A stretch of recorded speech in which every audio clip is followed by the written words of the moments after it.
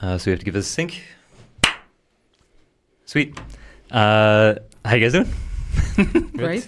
We're here with Pelin this time, and we're gonna kick it off to Pelin immediately. And if you could kind of start us off with what responsibility is. Yeah, that's a very big question. I before starting with responsibility, maybe it's better connected to AI responsibility, because once we start talking about responsibility in general, the questions just do not stop. And especially if we consider right now that it is such a popular topic in public discussions, also in academic discussions, AI responsibility, whether AI can be responsible, or can we talk about any human responsibility when it comes to AI outcomes and all. So I think we should think about it in relation to AI. But yes, of course, we cannot do it before first having an idea of what responsibility is. And in general, when we talk about responsibility attribution, we talk about intentional action, right? We need someone, and this is generally and most of the time it's a human being, like individual, and intending to do something, and this action is very different than any kind of behavior that is determined by natural laws and all. It is a human action that we are talking about, and there are two conditions most of the time discussed, and necessary conditions. These are control, we need an agent that is in control of their action, and also the knowledge condition, they should know what they are doing. Those two conditions are necessary for intentional action. And of course this control and knowledge conditions are not enough, because we also need an agent. And when we talk about agent, we are talking about someone who has relevant mental states, desires, beliefs, and intentions, and that's what makes human beings different than the other kind of entities, because they are beings with desires, beliefs, and so those are kind of the two things for intentional action, an agent with mental states and their intentional action. So we can actually keep this basic account as the base for talking about responsibility. So what are some of the contemporary problems in the debate? Because one of the general things is, how do we ascribe responsibility, especially in the realm of AI, which is your realm of expertise? There are all these words that we use in social contexts, like responsibility, like accountability, and they have a whole bunch of literature, a whole bunch of definitions, social commentary on what they are and how to think about them. But in the realm of AI, they pose a very particular problem, because we're actually talking about how to even, or whether to even, ascribe intentionality or agency to them. Yeah. I mean, right now, these days, everybody talks about, large language models, especially ChatGPT is the huge topic, very hot topic right now. But also, this discussion haven't started with large language models. This goes back before, and even when, tools are so essential to our active social activities every day, all kind of tools, from tables to coffee cups, those artifacts, human-made entities are so embedded in our whole social life. So this actually responsibility questions we could even think about with those basic kind of tools. But the questions there are not that controversial or interesting, because the general and standard answer for when it comes to using artifacts and tools, it is the human being in the end who is responsible. When somebody murders with a knife, mostly, of course there are accounts saying that the knife is also part of the agency there, but those are really not, we couldn't say this is the standard account. The standard idea is that even there's a tool, or the responsible is the human part of the action. But this idea gets very complicated once we start talking about complex and artifacts, and these are mostly like AI, like computer systems, and also we cannot also generally say AI, because also there are different kind of systems we are talking about. And with symbolic approach, for example, still the questions are not that controversial or very interesting, because still the human being is kind of the responsible part. And but when it comes to, for example, what these days we are talking about, large language models and machine learning especially, like, then the questions get really like interesting and complicated, because the human part like becomes like less and less involved in this whole process. And I think right now the part that is hotly discussed and like try to be like people are trying to find answers are the questions about machine learning, responsibility questions about machine learning system. So it is important to make the distinction that we are not talking about any kind of like a tool or like technological like artifact, but we are really talking about machine learning systems.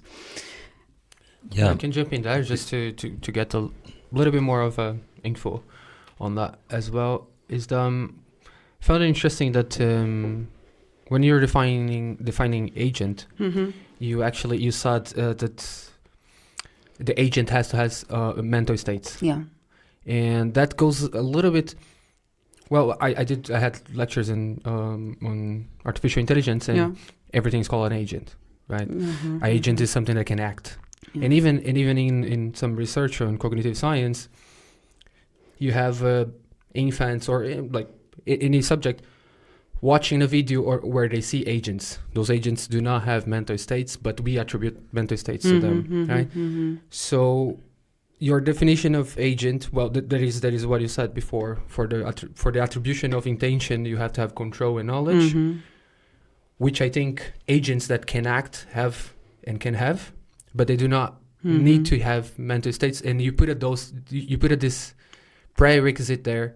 So just for me to understand, is that exactly what you are defining as your topic of problem? Like the idea, because it can go both ways. It can be just, as I said, the attribution of mental states, or the necessity of having something that similar to mental state. Yeah, I get your question, because I mean, yes, for me it is kind of important that when we talk about agent, we are also talking about like the existence of mental states, like, but this is not the view that everybody defends, like, because we are also talking about mental states attribution, you know, like, and for example, you know, like there are instrumentalists like Dennett, like talks about if it is useful to attribute mental states, then what is the problem? We can attribute mental states. We don't necessarily need to know whether this entity has mental states.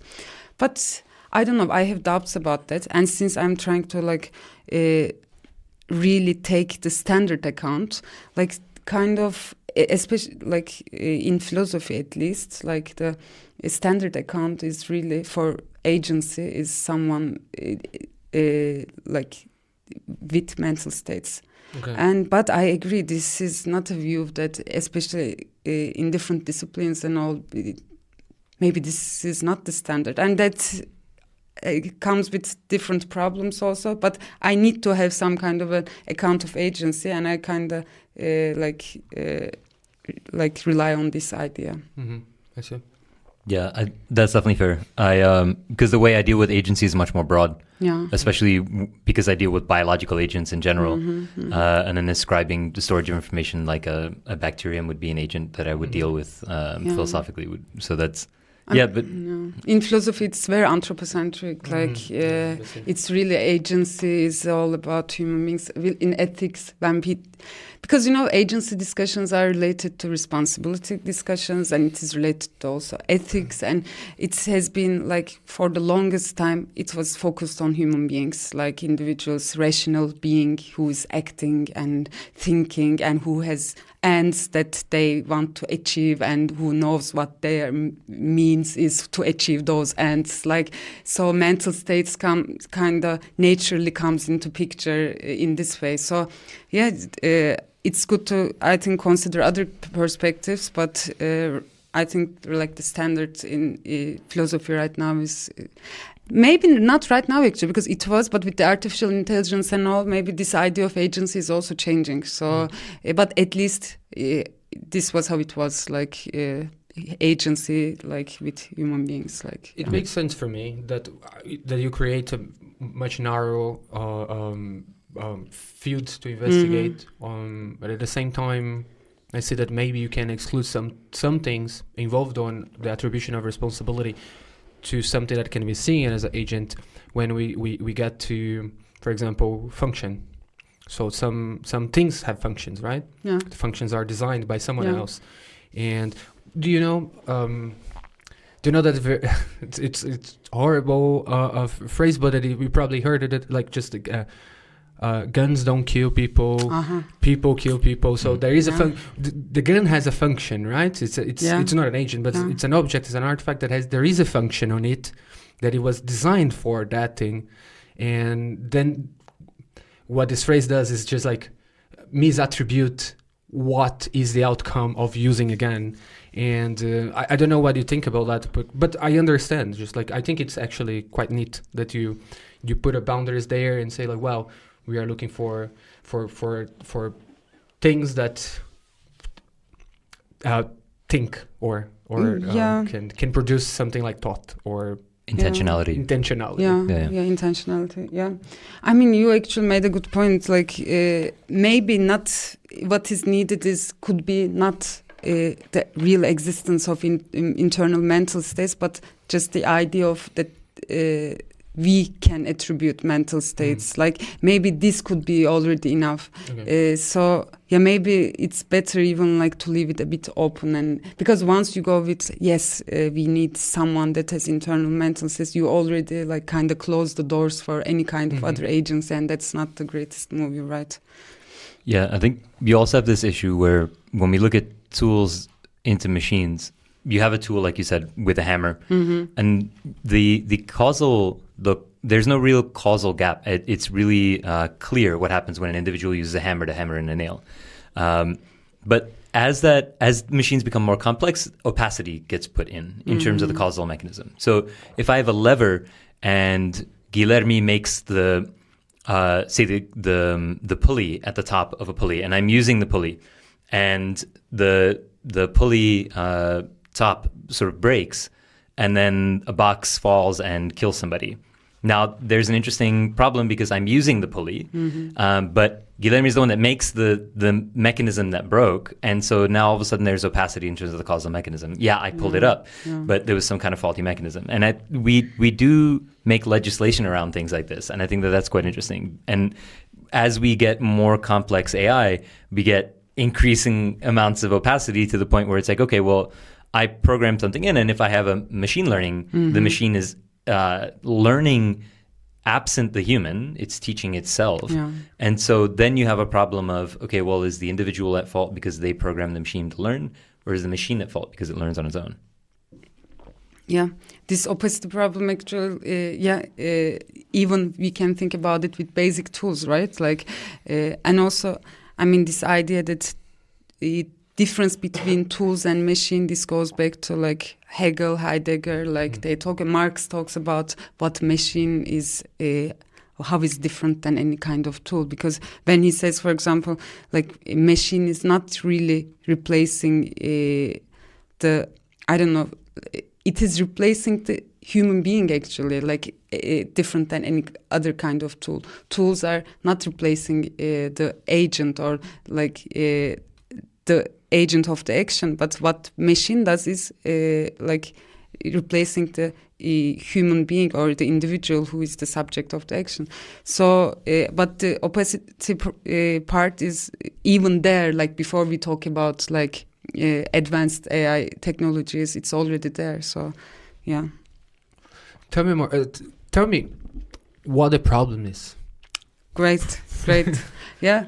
I mean, the problem is now called, like now, I think now the literature goes back, I don't know, Matthias talked about it like 2007 or so, like the responsibility gap, it is called. And the responsibility gap is mostly concerns with like not the basic tools that we talked about, like Hammer or like, I don't know, other kind of tools that we, that goes back, but it concerns really mostly like machines, right? And because, as I said in the beginning, like the human factor and the human decisions got so little in this whole process. I mean, you actually described it better than I did, how machine learning works. Like, and it is, I mean, it learns itself like on its own, right? Like in the course of action, it makes its own rules, like, and different from symbolic systems, like it is, they have black box operations, like, and we cannot read, they are not explainable easily. So what that creates the problem of attributing responsibility, because I mean, with tools, it's kind of straightforward. We just attribute responsibility to the individual who uses the tool. But when it comes to, for example, self-driving cars, let's say, like, who is there to attribute responsibility? Like, the default answer would be, okay, they are advanced, but they are still tools. And the default answer could be that, yeah, it is the user or the maker or the programmer, or like, but this is not super satisfying in the end. Like, it doesn't really correlate with our common sense idea of justice and all, really attributing this responsibility to individuals. So this like creates this responsibility gap. And yeah, this is the problem. And like the question then is, okay, how are we going to respond to this responsibility gap? Yeah, I think one of the interesting things about legislatively about self-driving cars is initially people were thinking about self-driving cars as replacing the car. Yeah. But legally, I think it was almost a decade ago at this point, they, in the United States and a lot of countries have followed suit, they ruled that the self-driving car replaces the driver, which is, I think, the most important thing. And that, I think that's really accurate, and also speaks to Marx's point. Yeah, exactly. Which is that the machine replaces the intentional agent. Yeah. And this is also, I think it's a really interesting conversation because it's been taking place for well over 1,000 years. The debate of, do animals have intention? If I own a dog and the dog bites someone, where's the intentionality? Mm-hmm. And you have points where you define the problem space and the causal mechanisms at play, and there are certain things that I can do to ensure my dog doesn't bite someone, but if I do all those things, I've taken responsibility, and if the dog still bites someone, then I'm almost absolved of any wrongdoing. And so that's an interesting set of parameters that we use that maybe we can apply to something like AI, where, and this is the problem, right? What are those things? Like the fence, the leash, making sure the dog is fed and happy. All of these things, don't abuse the dog. What are those things for AI that if AI messes up, then it's AI's fault? You have to sort of. Yeah, I mean, with more basic mechanisms, it's like easier. Like you just,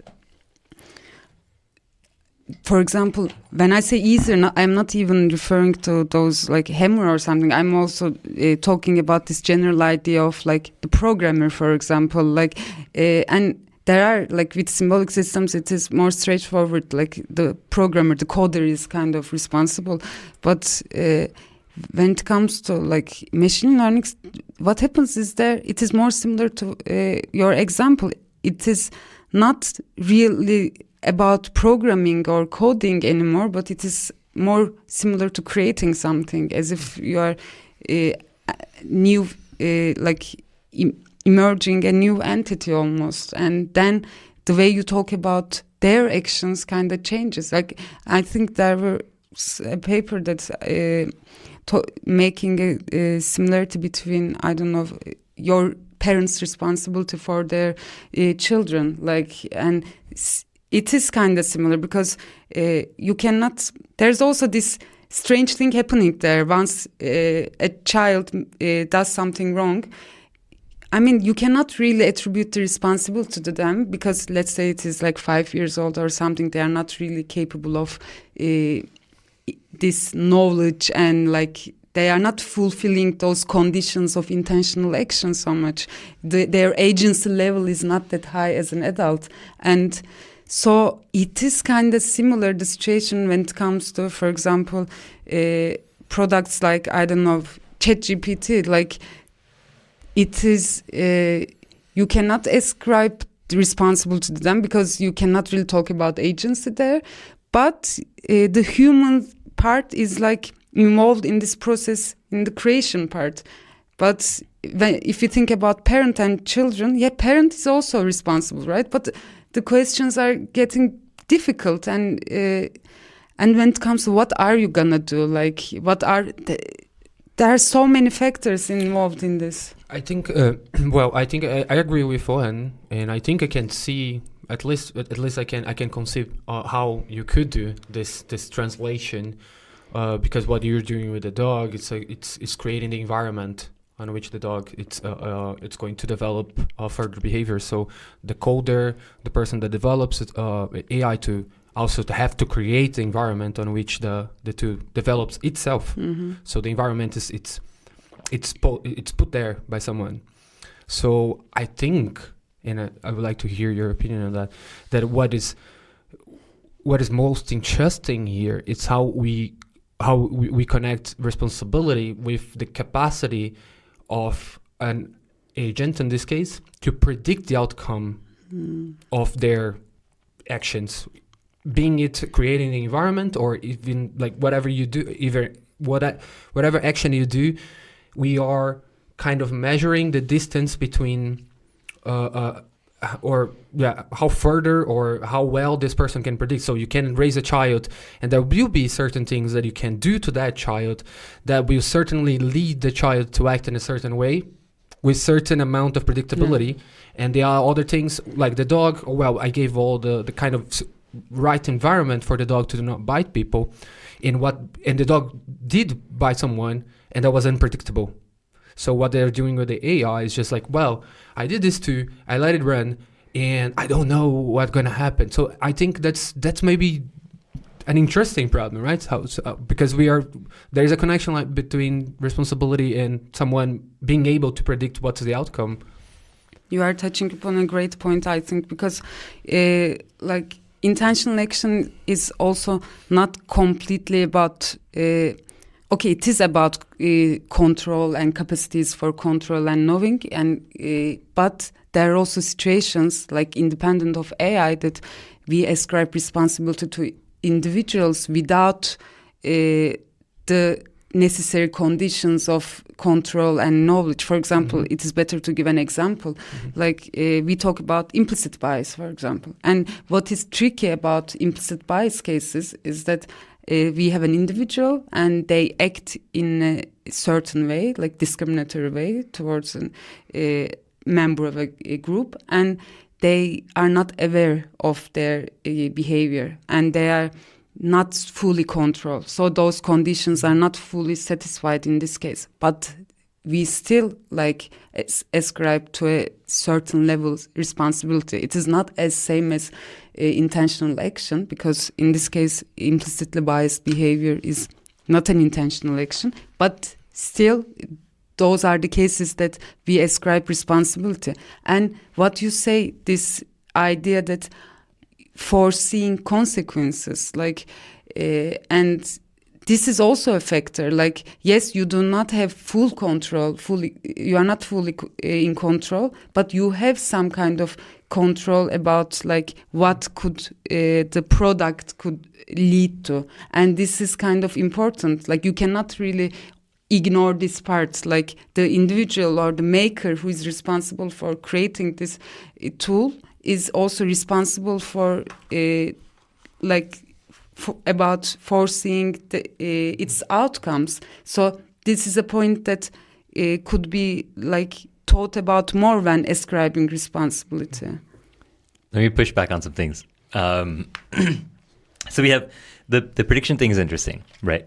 But I think that we can easily build AI that can make predictions.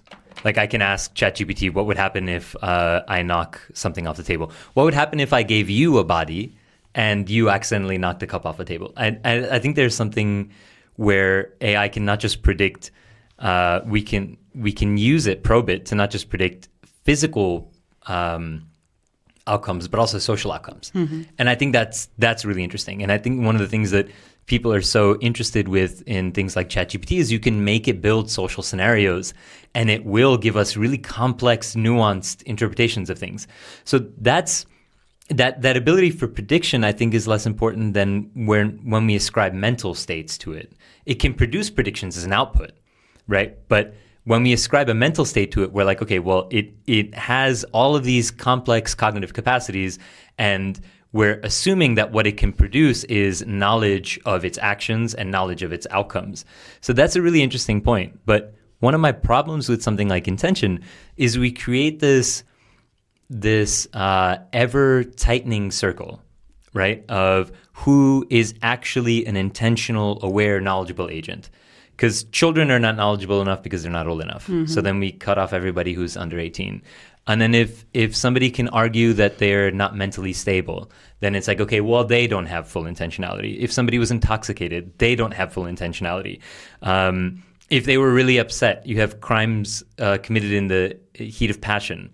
They're not fully responsible. So you can degrade people's culpability.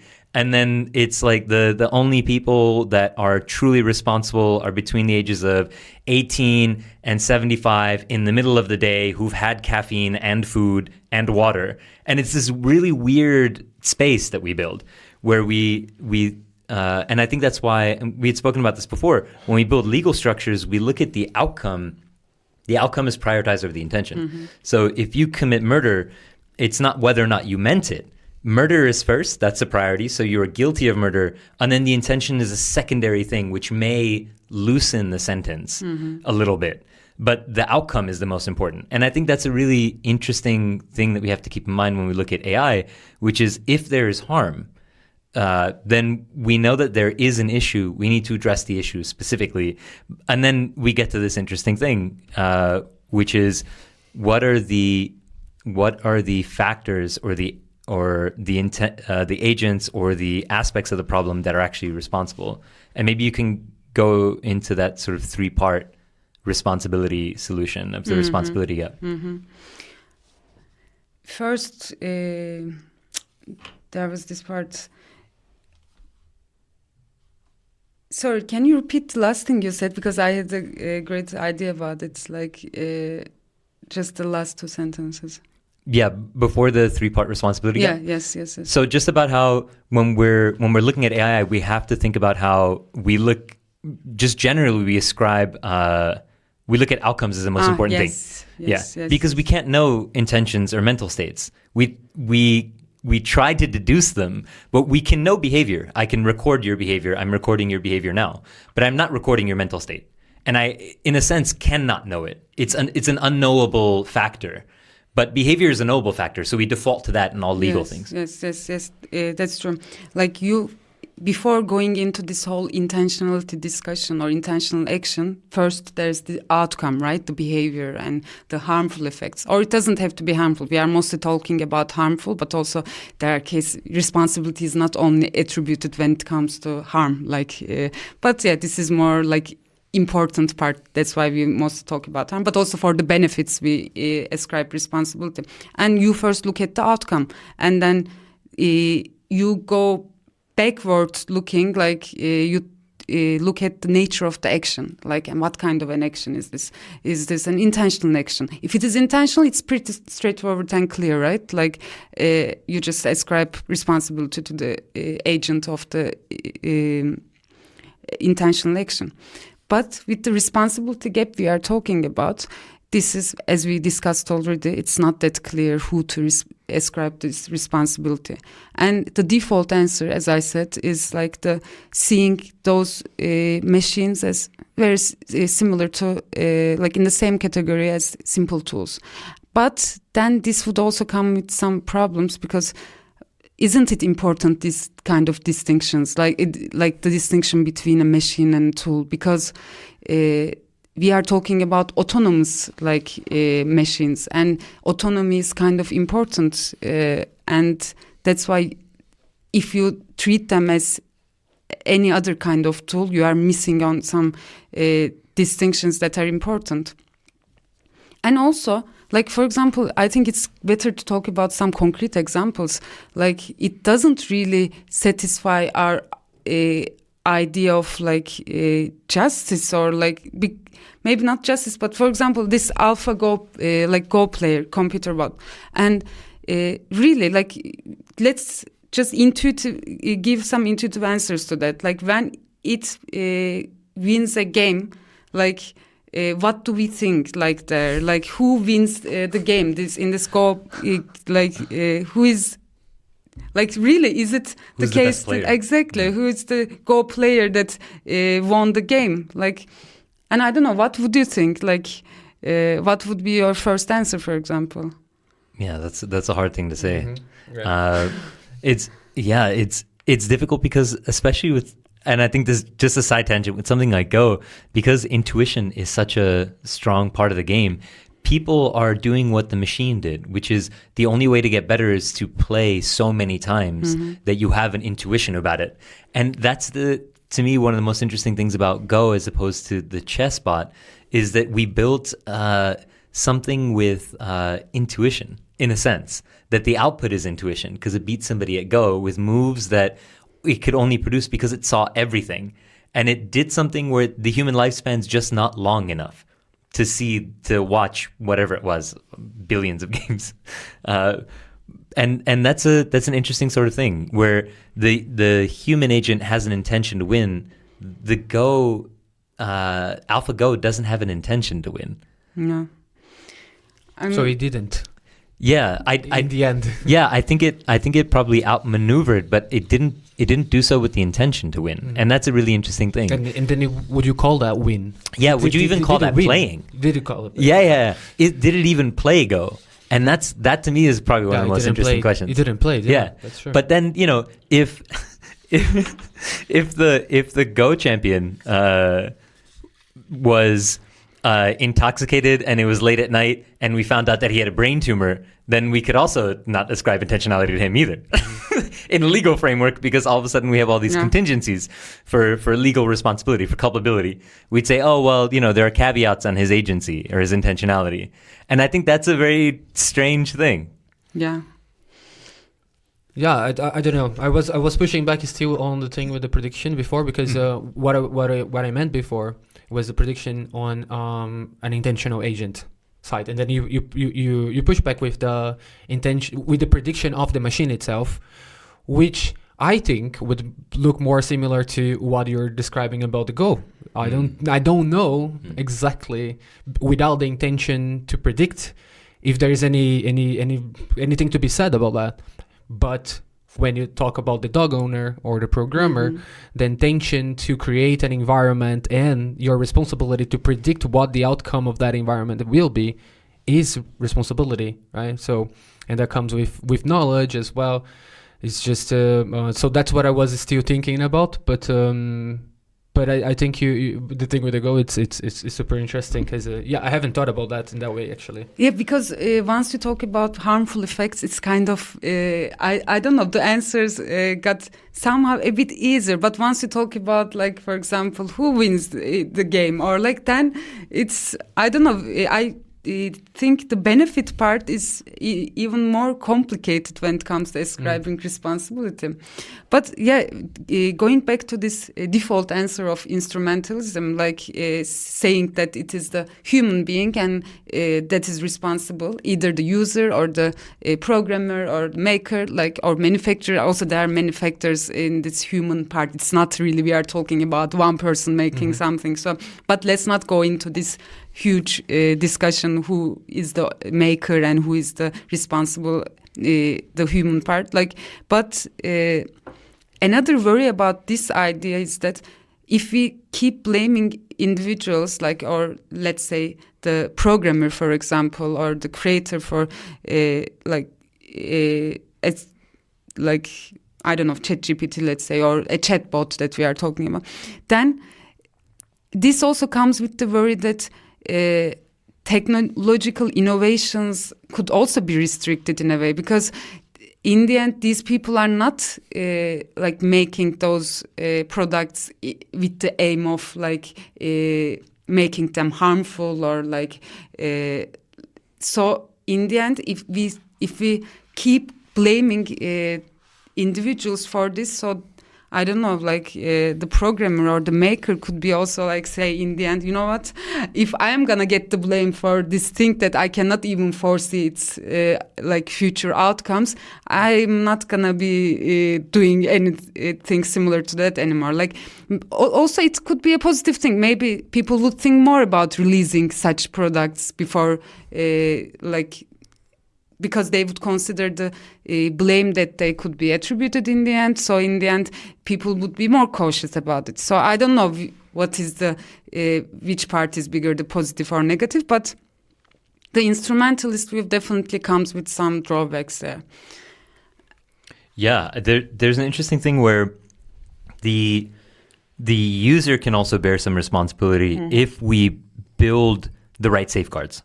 And I think one of the problems is, because also one of the first things that came to mind when we were talking about last time is the gun thing. So it was funny that it also came to your mind immediately, is because it's built to harm people. Mm-hmm. There is no debate on whether or not the gun is built to harm people. That's what it does. Yes. Yes, and to make holes. To make holes in things. In things. Yeah. And the interesting thing about AI, like you said, is that the AI typically is not made to be harmful. At least the ones that, a majority of them, we can say, like at the very least a simple majority, but I think a vast majority are not made to harm anybody. But then you get something like potentially negligent production of AI, where I don't care about what the repercussions are. Where I think you can get also into corporate responsibility, where I don't think probably any of the programmers at a company like Facebook bear the responsibility, but definitely the senior leadership does, especially when they're negligent to information where their products clearly harm people. But then there's an interesting thing, because if we wrongly attribute culpability to the designer instead of the corporation, like you were saying, that'll stifle any type of ingenuity or creativity.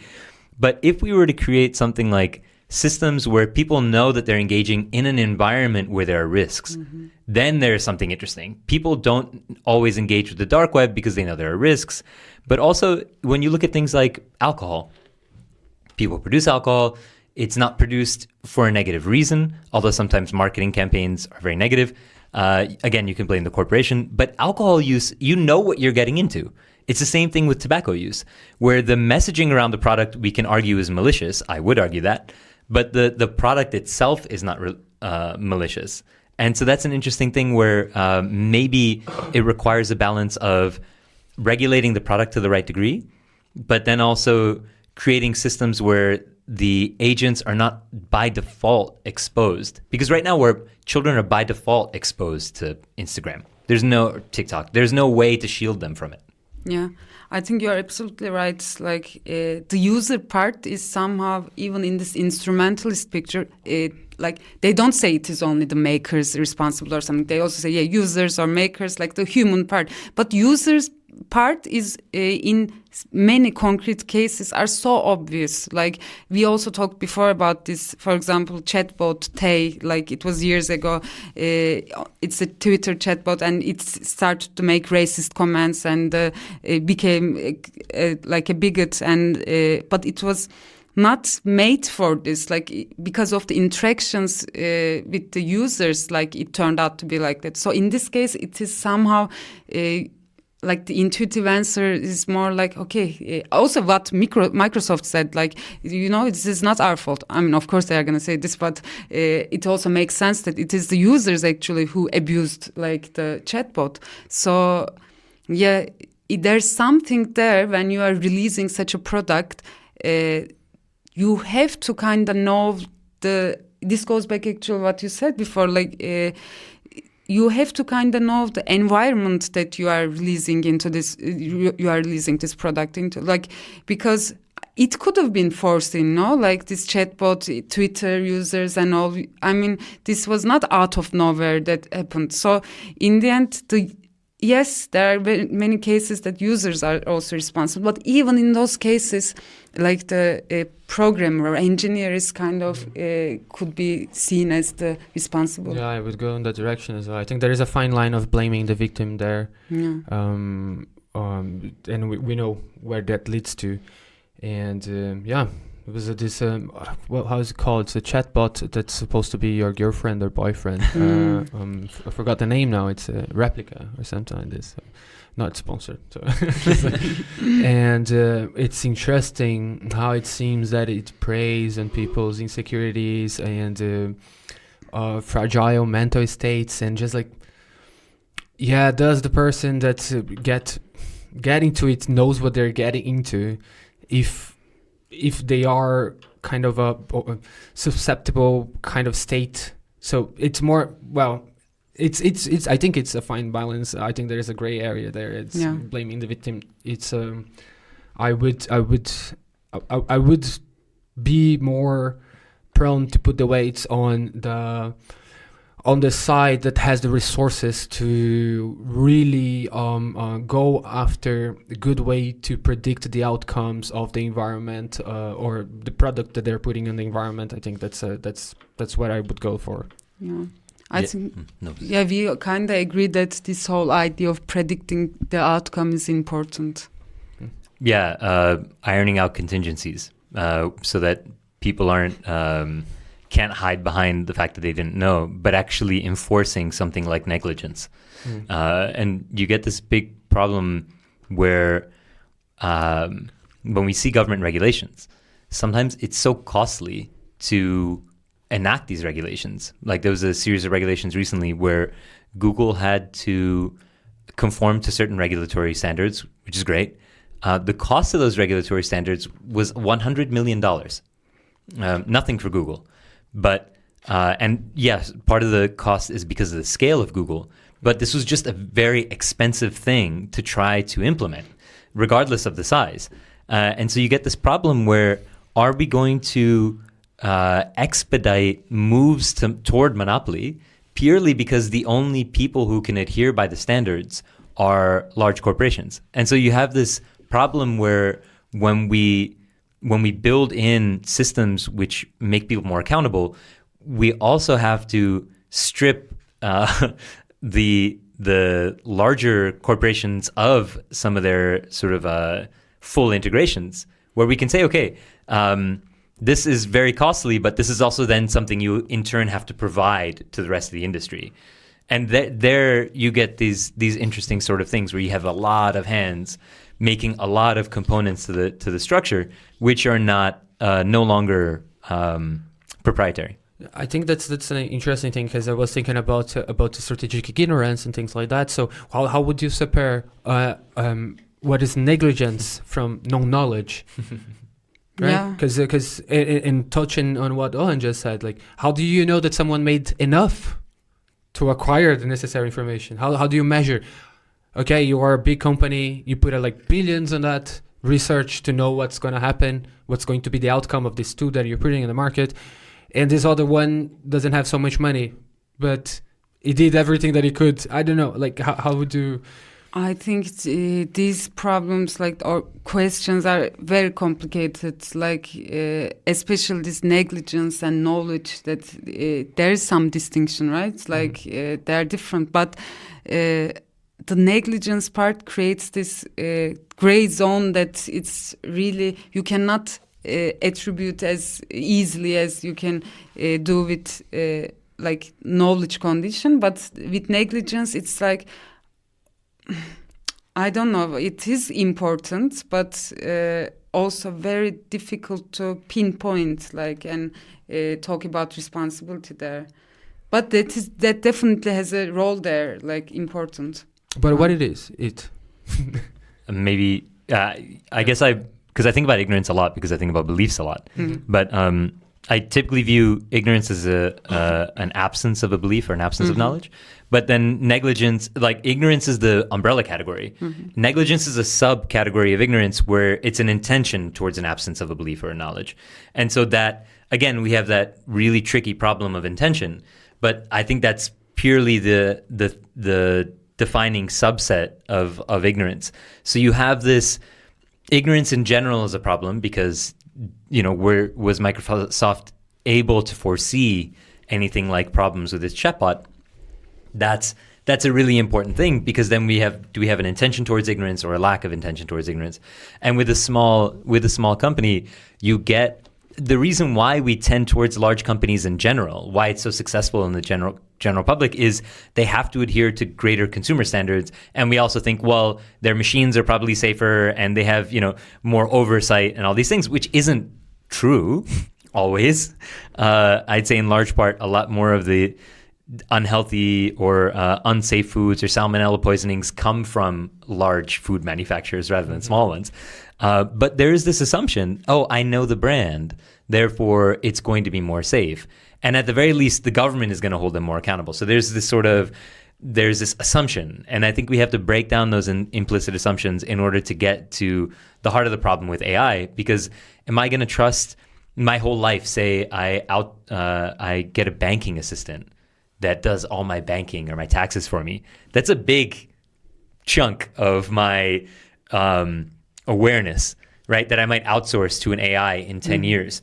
Am I going to trust a company like Google or a small startup that says they're going to do it better, safer than Google and give me more rights?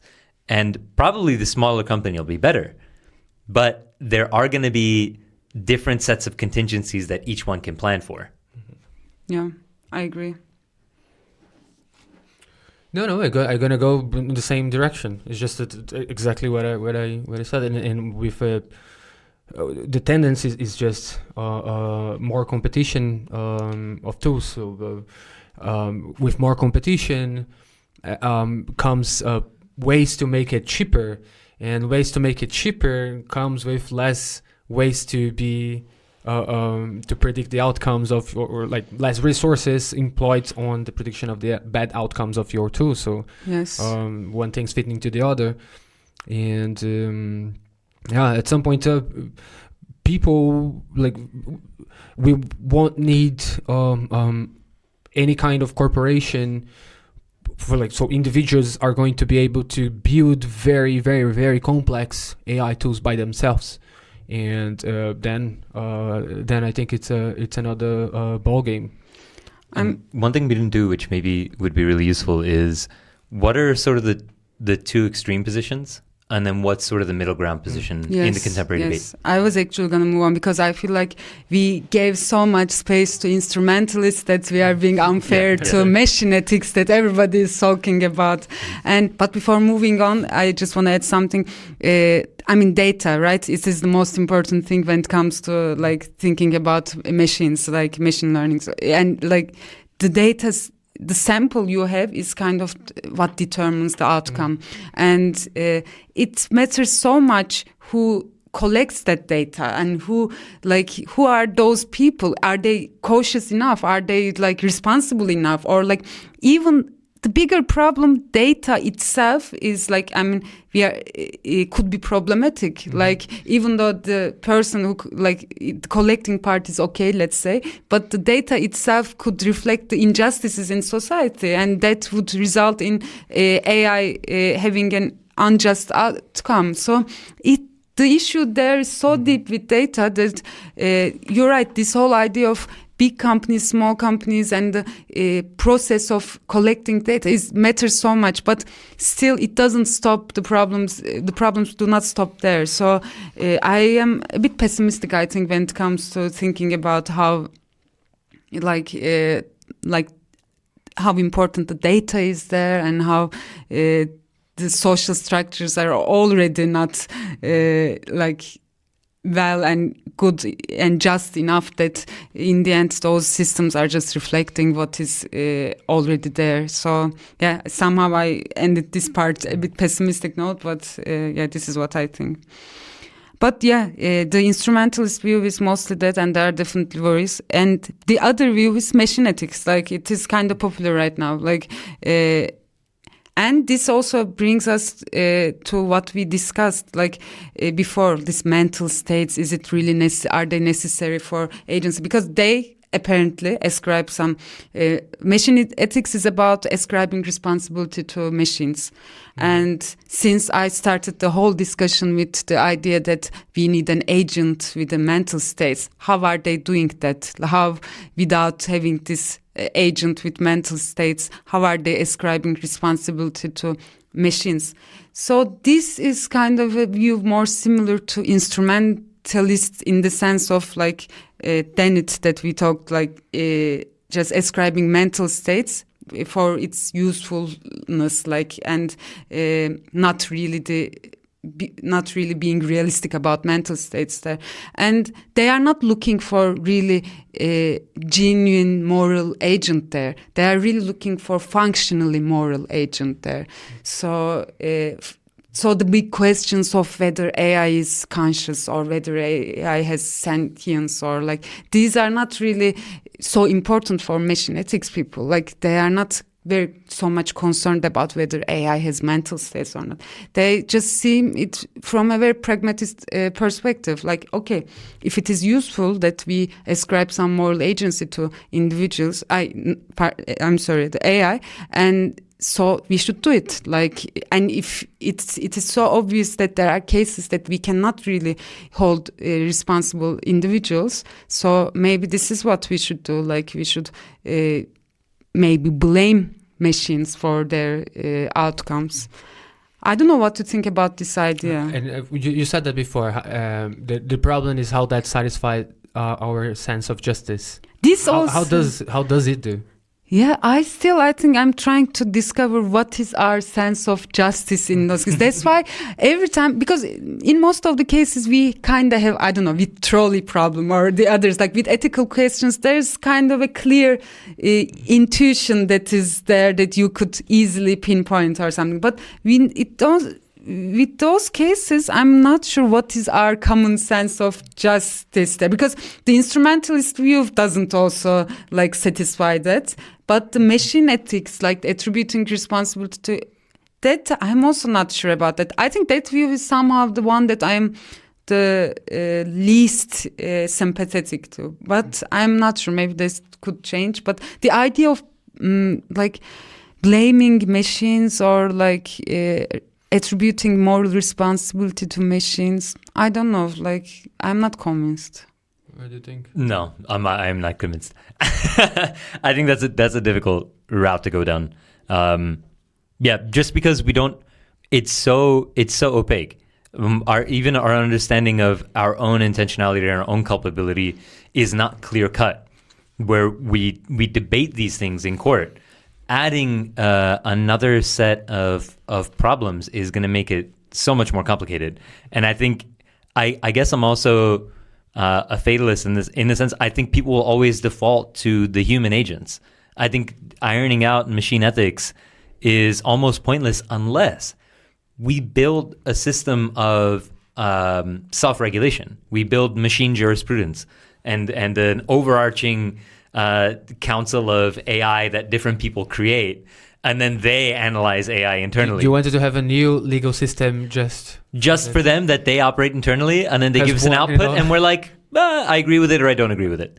But at least the machines evaluating machines with human making the decision at the end. Super crazy, man. It sounds super crazy, but we're gonna move there. It's like really science fiction thing. And like as we need more regulations and we are more and more ignorant of what's going on, we're gonna look to Google and Microsoft, and they're gonna need to create their own machines that can have machine oversight. It's kind of like a machine auditing. It's a machine Supreme Court. It's a machine ICJ. When you call it like that, it just sounds. It sounds silly, but it is that, right? Because everybody would have their own input, and you have people. Because the point of that would be if you have a self-regulating system, a self-regulating AI. The problem is who built the AI. What's the first mover? But if you have a council of different companies building AI that regulates AI. Then you have something like different inputs every time. Imagine you had a system where more collaborative, if you take like something like a very loose analogy of like more blockchain, where people are able to input their own regulatory AI, and you have systems that regulate one another, then that's much better than humans trying to figure out machine ethics. I like that. Let's build it. Yeah, I know. Well, yeah, I see it. I see it. I can see it coming. Yes. Yeah. That's the thing. You could sort of see it coming. Yes. What I thought it was more like some kind of like a AI auditing AI. So if you have some kind of system built by like a group of corporations on which we can pass any kind of system through here, and it's going to dissect us for us on what it was, the mechanism, the causal mechanism, or the causal chain that led to this outcome, and this machine is going to tell us what it was, so we can know exactly how did it came to be like that. So something like that, an auditing, which is AI made auditing. Yeah, and if it's one system, we get to the same problem. Because then it's like, okay, well, what's the culpability of that one system? Who audits the who watches the watchman? Yeah. But with AI. But if you get a system where it's AI compete over a consensus, then you can get small AI actually winning the consensus and then winning some more jurisprudence. You know, that's a sort of interesting market of competition where we're letting machines debate machine ethics. We're gonna have AI lawyers. Yeah, we need AI. What's so you kind of gave us put our initial conversation in the realm of instrumentalism, and then gave us a view of machine ethics. What's your view? Okay. But without, I'm sorry, with machine ethics, I think the biggest worry I have, by the way, not because I just don't like the idea or something. I think what worries me most with machine ethics is that this whole idea of getting rid of the responsibility, like, blaming the machine, and I'm not really part of this. I find this very scary. This whole idea of allowing one part of this whole network protect itself from culpability. That, I don't know, I find this a bit scary, so that's why maybe I'm not sympathetic to this idea of moral agency of AI, But my view, I think I'm more close to the instrumentalist view, but I also think that they cannot answer some questions like the ones that we discussed, and they don't give enough role to the tool there. There's so much weight on the human part that I think we are a bit underestimating almost what those tools we are talking about are capable of. And so you wanted to give some responsibility to the two. I'm not sure I would say I want to give responsible, but definitely acknowledging the role of the tool there. As you say, for example, guns don't kill, people kill. I am not sure I agree with this, for example, the general slogan, because gun, as we already discussed, has a role in this. Of course, they are not agent or so, but they have a moral significance in this whole action. And in the same way, even more with the complex machines, even in the gun case, I think that there's some role there. But even with complex machines, I really think that the role we should give to them in this whole action should be more. And so this brings me to the third option, hybrid responsibility accounts, the joint responsibility, or there are many names. I like to call it extended agency theories. And here what happens is there's an agent, human being, that we are still loyal to the standard account of agency. There is a human being, or human beings, makers, users, let's say human part. And there's the tool, and it is distributed. The responsibility is distributed across the agent and the non-human part, human and human part. But of course, when I say it like that, if in the first instance, it sounds good, but it comes with many questions. Okay, what part you are talking about? What part belongs to the tool? What part belongs to the human being there? Just a question. How machine accountability looks like? Yeah, it's exactly yeah. Can you say a bit more? Yeah, but if I say that, I'm gonna hint on an answer I didn't want to. For example, for the guns, we blame guns already. That's why we have regulations of guns. So guns cannot like, depending on the country, can be sold in some restrictions, and the others cannot. So that's the responsibility that we attribute to guns itself. We can go the same route and say like, okay, we blame this AI tool. This tool cannot be used, or can only be used by certain people, or can only be used in certain conditions. But I was interested in hearing from you, what does machine, because we know what we do to people if they misbehave in our society. If a machine misbehaves, what we do to the machine.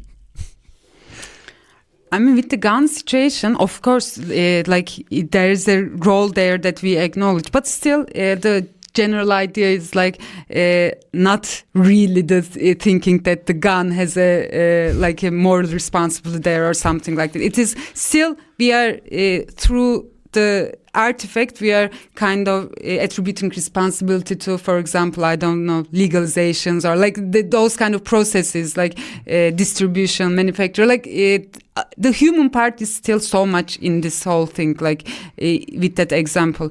But what I'm trying to get there, and I'm still, I think, in the process of forming that idea, not thinking of machines like as moral agents, as what machine ethics do, like, but somehow seeing it the part of the action. And there's one person like Deborah Johnson, like she's a very important figure in this whole discussion.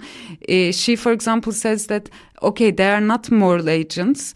She thinks that the discussion is a bit two-sided, like either you say they are moral agents or either you say they are not, and this locks the whole discussion almost. And what she says is they are moral entities. Okay, but this is not enough to say this.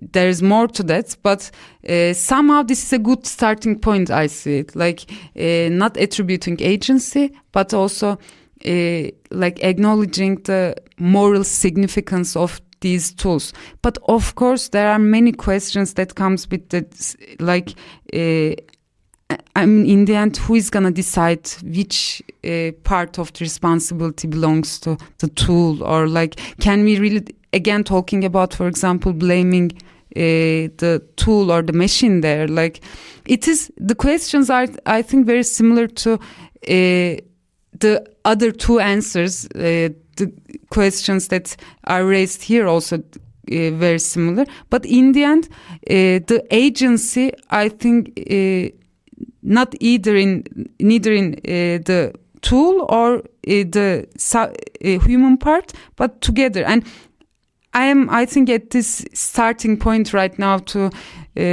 like come up with an answer. Still, I wanna say that human beings are the real responsible, but not on their own. You know, like maybe we can hold responsible like the individuals through, in virtue of tools they make. I think this is the view I have, like because okay, the human being doesn't have really so much control or knowledge, but can we hold individual beings through the artifacts that they are using or making? Like, I think I'm trying to direct or reformulate the question there, like, yeah, that's exactly the point I was going to make, because I think that's the most important thing.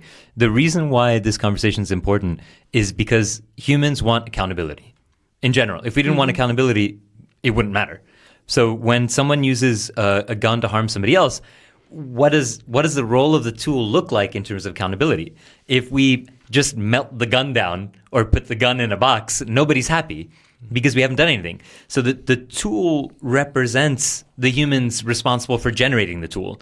And so now you have this, again, we have the same thing we talked about with the instrumental problem is you have the individual who uses the tool, and then the individuals that the tool represents, the individuals that begot the tool. And then you get this interesting sort of thing where we have, to me, the most important question in this debate is, when does AI cease to be a tool? What is the threshold there? Mm-hmm. Because there's going to be a point, maybe, where AI stops being a tool and we're able to hold it accountable, because the whole point of the accountability is we want there to be a repercussion for the agent to act as a deterrent to not engage in that behavior. So it's not satisfying to shut the AI down because we want the AI to, suffer somewhat. We want it to exist in a way post its action where it knows its action was not acceptable. So is the only way to stop considering a tool and start considering the tool an agent when it has the ability to recognize that it did something wrong, but also recognize that we want to punish it, which is this strange sort of punitive thing that humans have, but we have it. And that's the whole reason why I think at least this conversation is relevant. Does machines can suffer? Oh, what do you think? No, I don't think. No. They're the first answer, no. I don't know. It also depends on what kind of machine you are talking about, right? Like, for example, there are cases like social robots and all. Once you talk about, for example, them, I don't know, for me, some questions gets complicated. Like, for example, we know that they don't have emotions, right? Like, that's kind of pretty clear. Like, I don't know, I don't want to go into this whole, like, science fiction thing, but it is kind of straightforward that they don't have emotions. So, like, how can we really talk about morality or something? To me, that, for example, machine ethics, the reason that I'm not very keen on this idea, that it already stops for me the idea of thinking about morality once we know that, for example, machines do not have emotions. Like, I don't know, maybe I'm being too naive about machine ethics and I'm not very fair, maybe, but there are many reasons that I think preventing me to think about morality or considering morality, like, when it comes to machines. Is there, say you were going to build a really sympathetic argument towards ethicists? Yes. What would that look like? Does it look like building in an ethics that is almost like the machine, we build a machine ethics so that they can represent a pathway towards human culpability? I'm not sure I would put it in that way, but human culpability is like the key part there, definitely. I think that is kind of the motivation that I'm having in this whole project. Like, but I really think that not only in this discussion, but the role of artifacts are a bit overlooked in our general, like, social activities. I mean, we acknowledge it and all, but still the level that we acknowledge, I think, is a bit low still. Like, I mean, I don't want to go into other discussions like extended mind, extended agency, but it is an idea that actually we are so much involved, like those artifacts, human-made artifacts, are so much involved in our like activities, actions and all. And its role is not only a causal role, I think, like, or maybe it is a causal role, but I don't know. There's something there that I just want to say more than the instrumentalist, but I want to say less than the machine ethics. Like, I want to hold the individual responsibility, but making the big place for the tool there. But I also don't want to say that tool has somehow, like, the machine is having mental state. That, I mean, many people, none of the people say that, but I don't want to say that they constitute or like they are the sufficient conditions for morality, but they are necessary. That's, I think my claim is, like, unlike machine ethics, like, I want to say that they are necessary but not sufficient. Like, and this necessity part is kind of important when it comes to talking about responsibility. And But as I say, I think this is kind of a idea that needs to be explored a lot, and I'm kind of in the beginning of it, I would say. Yeah, are there any other components that are sort of giving you trouble, or is that sort of the core of the idea that you're working out right now? I mean, yeah, I mentioned like extended mind theories. Like, the basic idea there is that like our minds extend beyond our bodies into non-human entities, like objects, like phones or notebooks, or like. But the idea there is a bit different because they are like Clark and Chalmers once first when they talk about extended mind, this was completely a different story. But they really made sure to like give enough role, or maybe even more role than I would give, like to tools people use in their like cognitive activities. Like, so I think I'm trying to somehow connect this idea of cognition, like extended mind idea, with the agents, because when they talk about, I listened to some of interviews, Clark and Chalmers, like when they talk about extended mind, they also say many times, like said extended agency and all. So I think of course mentality, agency, they are very like close concepts, and once you talk about like mentality, mind, it's somehow the agency also comes into picture easily, and that bridge between those theories I think could be useful when it comes to thinking about responsibility as well. Like, but yeah, the way they do it and all is kind of different what I have in mind, like because they really talk about objects that we always carry around, for example, that are somehow part of us, like a phone or a notebook that the subject carries all the time with them, and they use it whenever they wanna, I don't know, remember something, and they are somehow almost attached to them, you know. But this is not really what I'm trying to go there, because the examples that I give, for example, like chatbots and all, it's not really the case that they are attached to us and it is part of our whole like cognition, because the claim there is like they are part of the cognition of the subject. So it is a very like extreme view that I wouldn't go that far, but like we, even with the tools that are not attached to us, like that are not really part of us all the time, I think you could claim something similar.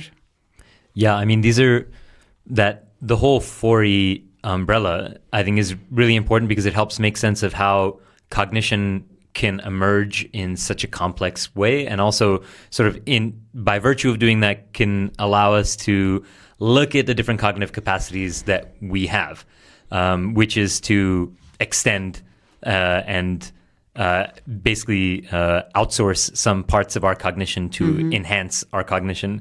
And there's this, like we said earlier, with machines not having emotions, they're not embodied, you know, and this is also an important thing. So I'm wondering if this is any part of the conversation, is what aspects of the 4Es or anything in cognition are attributable to AI, because they don't extend at the moment, and they're not embodied.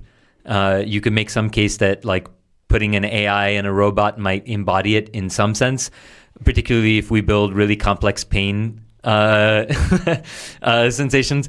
But then it does have this ability to enact. It does have this sort of enactive ability, right? And I think that's a very interesting thing. And when people are not thinking about cognition, they're just interacting with the machine, they're wowed by ChatGPT, and they're like, is it thinking? And it's like, well, it's not thinking because it's missing all of these really important things. You're engaging with this one thing that it does do. It is enacted. I mean, that's the really interesting thing. It interacts with the world around it. So that's a really interesting component. Does that constitute ethics? To me, well, no, because ethics would require all of the other components of cognition. Yeah, I think I agree with you. And I think the difference also, like I want to add that, like my idea and extended mind and extended agency theories is that I do not think that what is happening there, that agency is extended. Maybe I could have said that, maybe I might have said that, and I'm sorry for it, but I think also in extended mind, for example, I do not think that what is extending is our mind. Like it is some, for example, knowledge could be extended, because knowledge is not something totally internal. Like it depends on factors that are outside. Like, for example, belief is more something like doesn't really depend so much like outside factors. I don't know, maybe you would disagree with that. But for example, knowledge is something that depends on many factors that in the external world, like it has to be, belief has to be confirmed by something real outside. So what I would say, also agency or mind, those are not the things that are extending, but for example, responsibility could be extended. Like that's why I would have put it in that way, like because responsibility is also something that is not purely based on internal mental states, but that is related to something in the external world, the outcomes that we talked about. Like, so what is happening is there, not the agency, but the responsibility is somehow extended. And this extension is kind of giving us the necessary criterions, the ones that we talked in the beginning, like the control or knowledge, like, because in the AI cases, since those were lacking, like to attribute, so maybe those could be fulfilled. Maybe we don't even need those conditions, like with the, in virtue of AI, maybe this could replace those conditions. Like maybe those conditions are not that necessary enough by virtue of, like, in virtue of this extended responsibility and the role of AI, maybe it is possible to ascribe responsibility. So this is also a different understanding of also agency, but also not saying an extended agency. Like, it is, now I realize that it is more complicated than what I thought. But yes, I think this is more or less what I am right now. Looking from the side of distributed cognition, for example. Yeah. So if we are, the three of us, working together and we are outsourcing some cognitive, some calculation or some cognitive process within to each other. So each one of us is doing some part of this process, and we are working together towards one goal. If something goes wrong, are we all to blame? So that's I think what you Yes. would be looking for, right? It sounds like that. I don't know if I'm right. No. I think you're on the right spot. Like this is how I would also like formulate like what is happening. We become kind of a temporary entity. Yes. When we are doing the exchange of mental labor between the both of us, or me and a machine, so we become this coupled kind of entity. Temporarily, yeah. I think that's one of the interesting things that happens when we form any type of corporation, right? Is that everybody engaging in the corporation's actions is doing something like distributing responsibility. And there's something like we understand that there are costs and benefits to rising in the hierarchy, where you take on more responsibility and culpability, but you are just one part of the process. And so maybe there's something about the interaction which we make more legally explicit between developer and corporation and user, which of course the tool itself, the AI, would have no capacity to understand. But people are implicated by virtue of the AI's presence in this sort of distributed system. Yeah, I really like that idea. Like, and I think it's very important to talk about this whole network, not really focusing on one part and the other part, but really seeing how it is distributed, the responsibility. But in the end, with the aim of like somehow finding and like the human part there, like the responsible, but with the focus of the network. Yeah, that's cool. Right on. We can start wrapping it up. Are there any other things you want to touch upon? No, I think I'm good. Cool. So you already said a couple times that you're a pessimist. Yeah, that's. I don't know.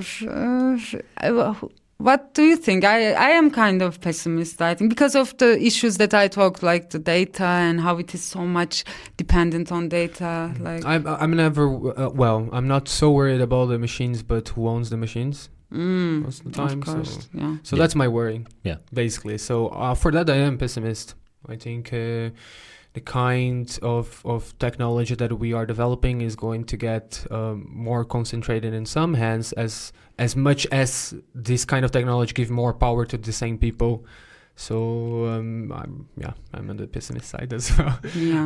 I think rightfully so. I mean, I think what I was thinking is that anytime the power is in the wrong hands, being that you deal with power, I think that rightfully so pessimistic, because I was thinking I'm pessimistic purely about the use of AI. I'm not pessimistic about machine overlords.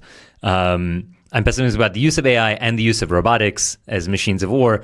And I'm also pessimistic about, related things like environmental sustainability. I'm pessimistic because I know that the power structures and the incentives for the power structures are in the wrong place. And I'm not so hopeful that the regulation will come in to be able to mitigate the risks of AI, just like we're not able to mitigate the risks of climate change, even though the repercussions for climate change are present.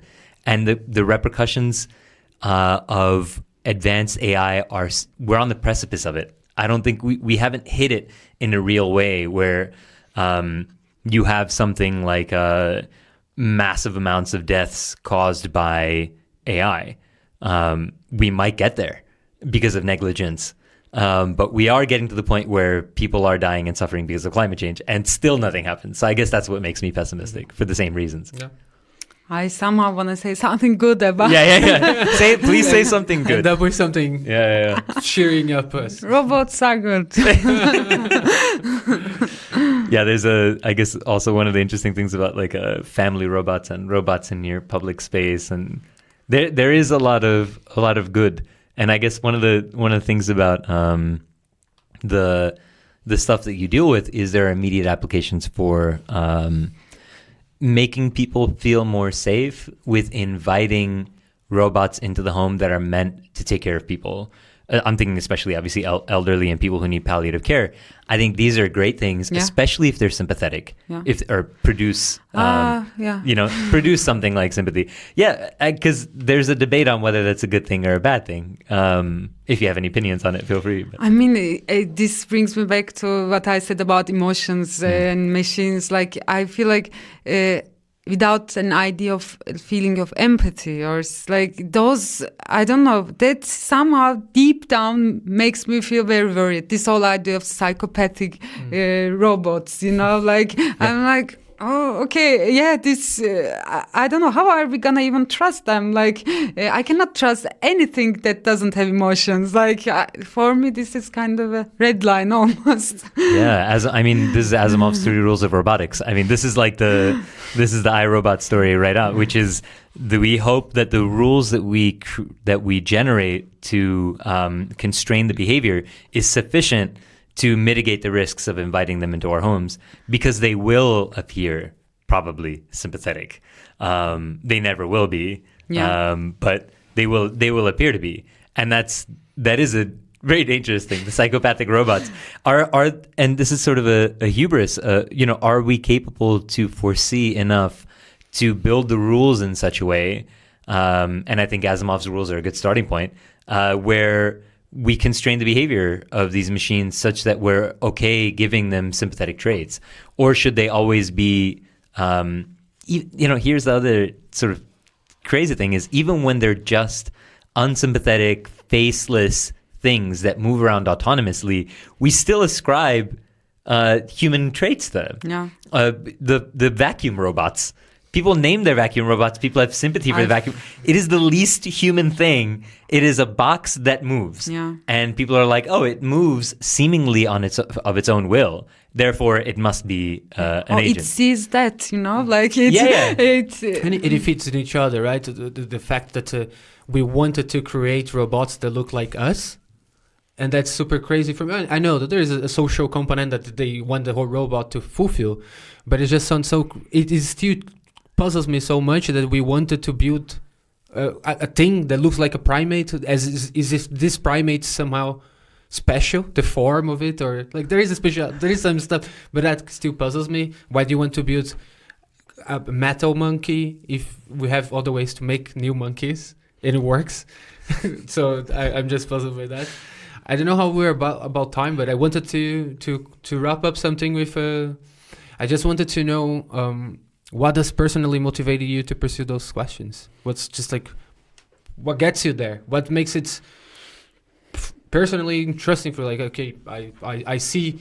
I don't know anything that you can tell me about you that make all of this endeavor worthwhile. I mean, I very briefly talked about bias, right? Like implicit bias thing. This is actually how my research started, like talking about bias, implicit bias, and responsibility also. How can we attribute responsibility in implicit biases? And so in the end, I kind of found myself thinking about responsibility. And also I realized that bias is a huge issue in AI. Like, so somehow I realized that, okay, that's interesting. Algorithmic bias is very similar to implicit bias in many ways. And so this whole worries about data and bias is kind of like coming from that research. And then somehow while I was thinking about bias, I found myself thinking about in general like responsibility of AI, and I realized that okay, artifacts, tools, like I don't know, in the end also this is, as we said, it's a very hot topic, right? Like everybody talks about it right now, like in the public discussion, in like academic discussions, and like so I somehow like those topics that people are interested in, and I'm also at this time interested in right now in my everyday life, you know. So why would I not go deeper in this whole thought? So, what does it make interesting for you? I mean, that's yeah. I mean, there are other hot topics out there. Yeah, that's true. But I mean, this is also kind of a personal question for me, I have to say. Yeah, no. If you don't want to answer, no. I will answer. But you can like there is no wrong answer. Right? I mean, because I am interested in like preventing the harmful effects of bias, for example. Like that's why I said that this is kind of a personal for me, like this whole research in bias, like because this is, especially implicit bias, is like something so I find dangerous and like everywhere embedded in our lives, and the fact that it is not very obviously there, it makes it more dangerous. And similar way, algorithmic bias is like that. We act like machines are neutral, morally neutral things, and that is one of the things that makes me worry most, like how we perceive machines, you know, like AI, as if they just make the best decisions or for us, or like they have the most neutral outcomes for us, like the most fair, like and so I'm like, oh no, with the bias discussion and black box operations of AI, like, and the lack of transparency, that creates a very scary picture for me. And I'm like, okay, we should really think about more how AI is really involved in this whole injustice. And like, I think my personal reasons for this research is really related to what it was before with bias, like somehow trying to address the injustices. And yeah.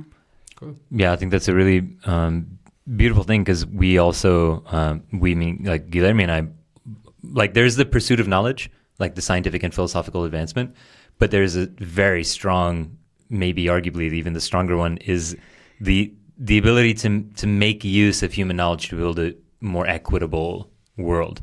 And I think it's a nice thing that we find quite often in our conversations with other folks, which is, I think, one of the most powerful things to discover is I don't just want to know, I want to know, and there's a goal, and the goal is humans ought not suffer.